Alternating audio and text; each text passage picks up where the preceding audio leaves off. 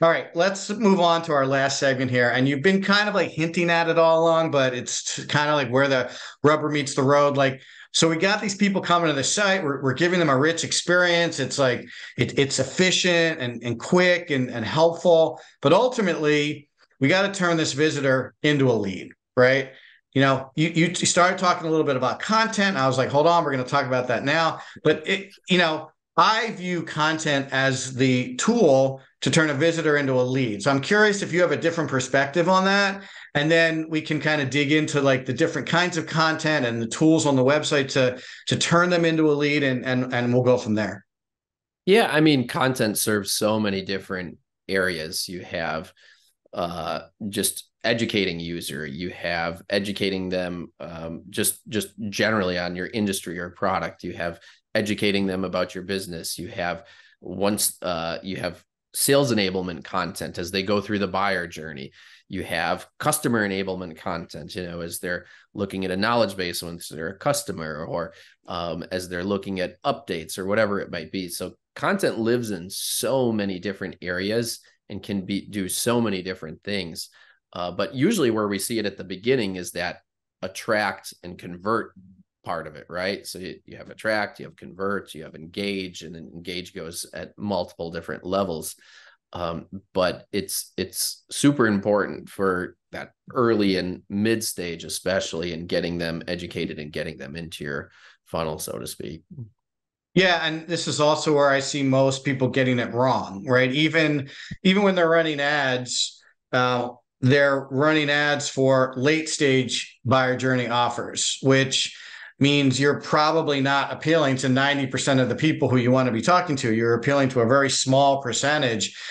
You're also asking those people to take a pretty big leap with you. Like they don't know you yet, and you're asking them like to schedule a demo or schedule a meeting or ask for a quote or things that people do when they're comfortable. And now they don't even know you yet. So I think that's a pretty big mistake we try to kind of steer our clients away from. So, if you're going to be doing some ads or promoting some things to drive people back to your website, make sure they're early buyer journey offers or early buyer journey content. Like Square Two recently launched this eliminate hit or miss marketing newsletter, right? That's a newsletter for people who are struggling with their marketing. I'm not asking to meet with them to diagnose their issues yet. I'm just telling them, hey, I have interesting information that's going to help you, sign up for it. And that sign up happens on the website. So I think that's big shift in how a lot of people think about content.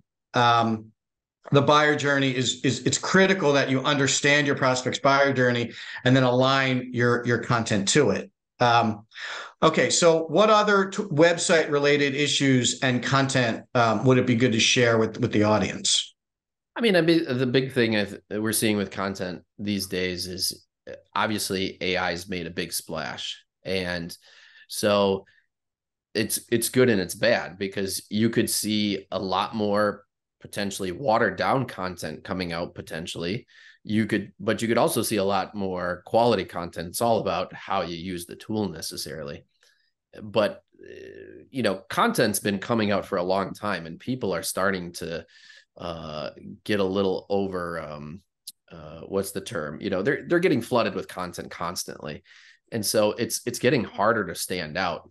And you really have to have really good content, and not only necessarily content, but content experiences, which I'll talk about in a minute here. But I think where you're going to see content going is it's going to be less about just putting out that blog. It's going to be more about, hey, I'm going to go out and do some research, and I'm going to get some expert information here, and I'm going to put that into whatever content you want, right? Whether it's a blog, whether it's a podcast, whatever. But you're gonna start to see a lot more focus on expertise, because to cut through that noise, you really have to up the bar on the value that you're providing. And to do that, you're going to have to dig deeper. AI will help you then finish the last leg of that, but so it'll allow you to focus more on strategy, helping, it'll save you time on the writing or the execution portion, allowing you to really focus on the strategy at the front and the research, so you can spend more time there, and it'll handle kind of helping you write it out and finish the back end of it.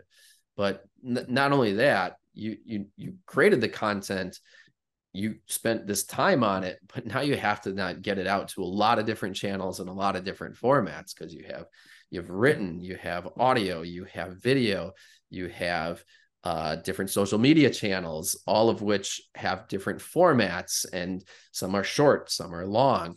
And so now as a marketer, this is definitely a big challenge. And how do I get this into multiple formats? Do I have to string together 5 or 10 different tools to do this? Do I have to have to spend a lot of time manually then figuring out which ones I want? And so the landscape has definitely shifted in many ways, not just because of AI, but because of the different behavior that people have these days, and how, what you were saying earlier, how they search on social more now, how different search engines are changing to a more AI-based response on certain things.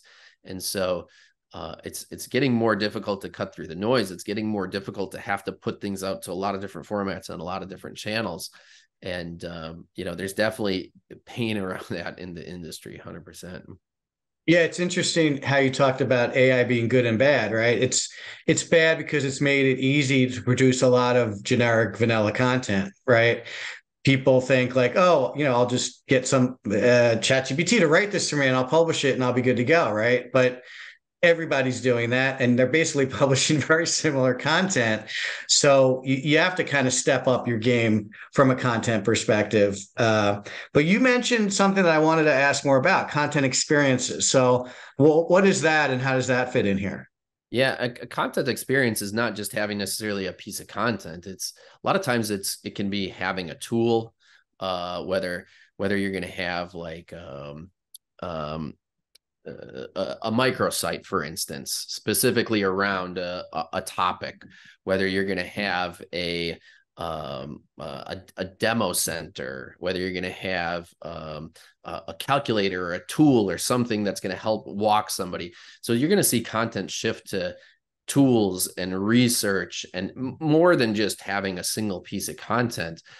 You will still have that to attract people, but that's one of the ways that people want to see that experience. If I'm looking to buy a roof, for instance, and I want to see what that journey is going to be like. So create a tool to show somebody what that journey is going to be at each stage of the process, and so on. And I just picked a roofing because my neighbor's getting a new roof put in right now. So, but it's about creating that journey and not just having a single piece of content, but then what's the tool that they're going to hit? What's the experience that they're going to get after it? Are they going to get an email, or what's going to be the next step in the process that's going to lead them on that journey? And so it's not just one single piece of content. It's more than that. And again, that goes back to needing to get people's attention and provide more value, because it's not just about that ebook and single piece of content anymore. Yeah, it's such a good point. We've found, even with our own marketing, when we publish like frameworks, right, or templates, they do way better than like tip guides or ebooks or checklists, stuff like that. So I think that's to your point.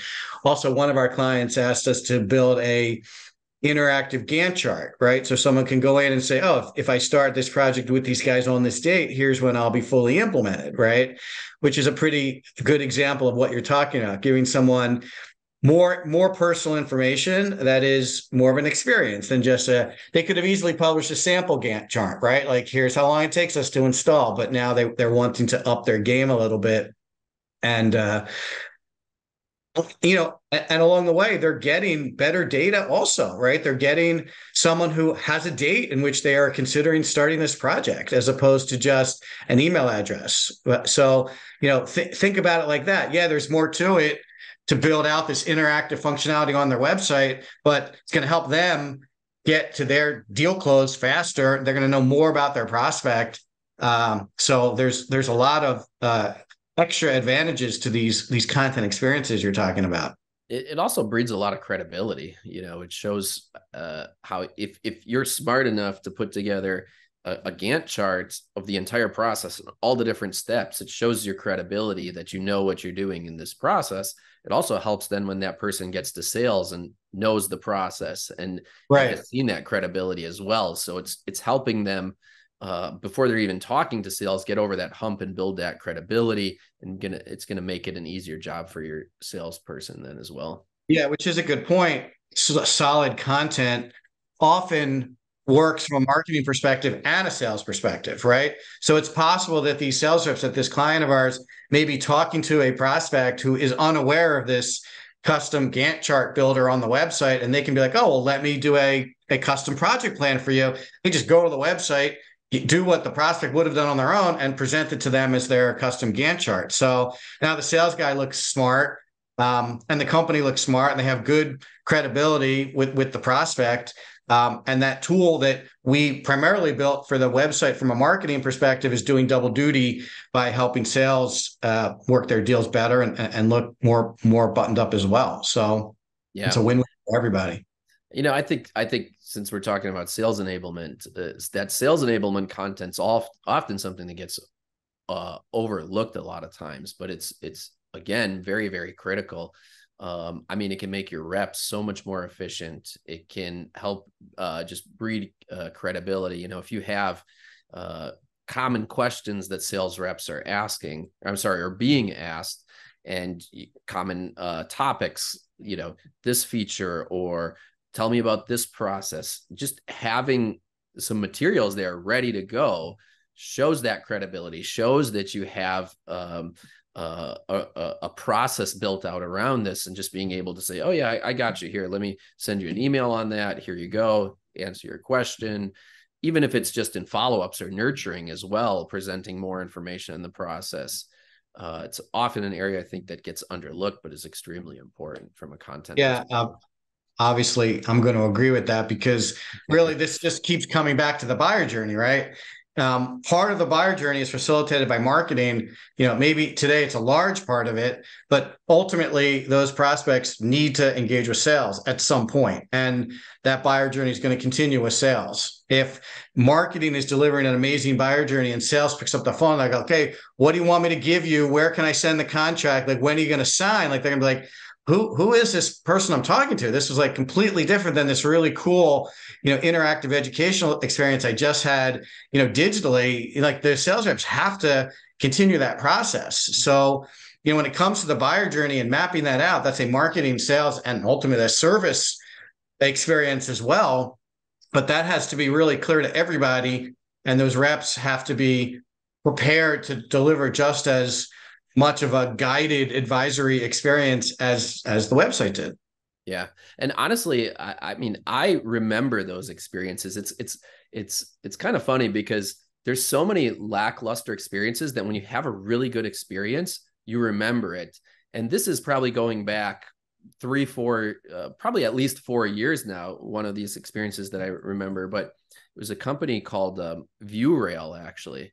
And I was remodeling my basement and putting in some new railings. And so they make these customized railings. And so they have, some tools on their website where you can kind of go and start estimating. So it started with that, but then as you then start to put your inquiry into sales, they have some really nice nurtures, and you can tell the whole process, even when you're going through, okay, I ordered, now the build of it, and the whole thing was automated from the very beginning to the very end of the process, even to the follow-up and to the review part and everything. You could just tell, like, I remember, like, this company really has it together. They really know what they're doing. And you could see from the beginning of the process to the end of the process. And it was such a smooth journey that kept me informed. And they definitely had competitors, but the experience was bar none. It was completely different compared to when I was putting in an inquiry on their competitor's website, and the guy, and it just slow to get back even, and Right. the comparison of the process. But having the content and taking them through that full customer journey, not just the marketing journey or the sales journey, but that whole customer journey, it was a beautiful experience. And, I still remember it. And whenever I do have those experiences still to this day, I remember the good experiences, because you're like, this company really has it together. They know, they've put time into this, they know what they're doing, and that really builds confidence in the process. And I think you could see those companies too have wild growth. I actually found out later that company is actually a HubSpot customer. I had a chat with their CMO, and they just had wild growth since they put that in. They went, I forget from what number to what number, and I'm sure I can't disclose it anyway, but they just had some wild growth, within that. And you could tell that putting that system together had a big impact on their bottom line. Did they do that on their own? No, I know they hired an agency as part of it. Potentially a few different agencies as over the years, but I think it was a collaboration between their CMO and some of the agencies that they've worked with. Yeah, I wish more people kind of made that connection between creating a remarkable experience and growth. It really is the ticket. It really is the secret sauce. You can do all these other things that pretty much everybody else is doing, or you can really lean into this experience and focus on that and then wrap the tools around it. That really is the secret sauce. I wish more people kind of, were willing to, lean into that a bit more. Yeah. Yep. It really is. Experience is the new, oh man, now I gotta come up with a term. Yeah, I know what you mean. It's the new black. We'll just leave it at that. Yeah. Gabe, this has been great. Thanks a lot. I really appreciate it. Again, I'm with Gabe Wahab. He's HubSpot's senior product manager for the CMS. Gabe, this is great. I hope you come back again and do some more interviews with us. But thanks a lot. I really appreciate it. Love to. Thanks for having me. You love me and you'd love to. Love Take it easy. Bye.